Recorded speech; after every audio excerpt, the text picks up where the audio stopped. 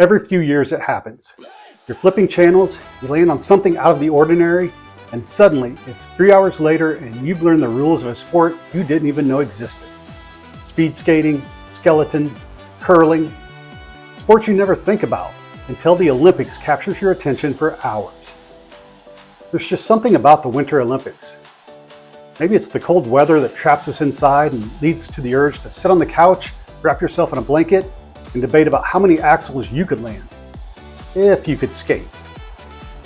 And somewhere between the medal ceremonies and the human interest packages, you start thinking about some of the great Olympic stories of the past and the movies made about them.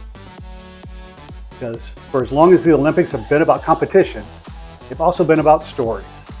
Underdogs, obsession, redemption, pressure, glory, and sometimes the cost of chasing it.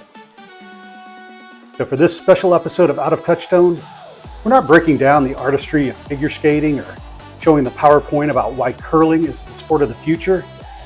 Instead, we're taking a look at a handful of films that capture the spirit of the Winter Games. On the ice, on the slopes, and sometimes the behind the scenes where things get a little messier.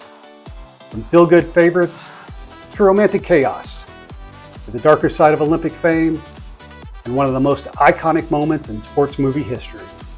So grab some hot cocoa, settle into the couch, and let's rewind to the movies that make the Winter Games feel cinematic. Feel the rhythm, feel the rhyme, get on up, it's bobsled time. We start the Olympic festivities with a Walt Disney Pictures feel-good dramedy that takes a few liberties in telling the story of the 1988 Jamaican bobsled team. But the story lacks in facts, it makes up for in entertainment. Because Cool Runnings isn't really about bobsledding, it's about belief. It's about showing up when no one expects you to. And it's about the very Olympic idea that sometimes just getting to the starting line is the victory. John Candy's coach may not be 100% historically accurate, but it feels right for this kind of story. Someone carrying his own disappointment, trying to pass along one last shot at redemption. By the time the team lifts their sled and walks it to the finish line, the medals almost don't matter anymore. If Cool Runnings is about unlikely teamwork, The Cutting Edge is about two people who absolutely do not want to be teammates. Figure skating might be the most deceptively intense sport in the Winter Olympics, and this movie understands that instinctively. Graceful on the surface, brutal underneath. You got ego, you got resentment, you got chemistry that starts as hostility and slowly turns into something else. And somehow, wedged between all of that, is a sports movie that doubles as a romantic comedy and succeeds at both. The Cutting Edge lives in that early 90s sweet spot where studios weren't afraid to mix genres and trust the audience would follow. It's dramatic, it's silly at times, it's very sincere in how hard it is to chase perfection on the ice. And yes, toe pick is now permanently part of our shared vocabulary because of The Cutting Edge.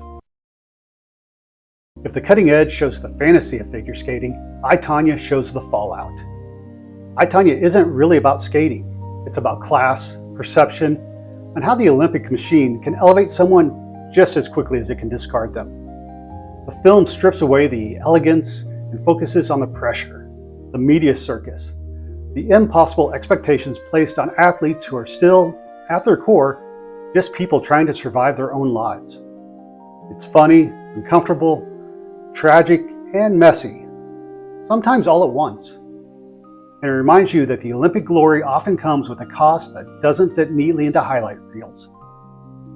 This is the Winter Games story we don't usually get during primetime coverage. And on a side note, I, Tonya also features one of the best actors working today, Paul Walter Hauser. And if you're in an Olympic adjacent movie kick, his other film, Clint Eastwood's Richard Jewell, is absolutely worth watching.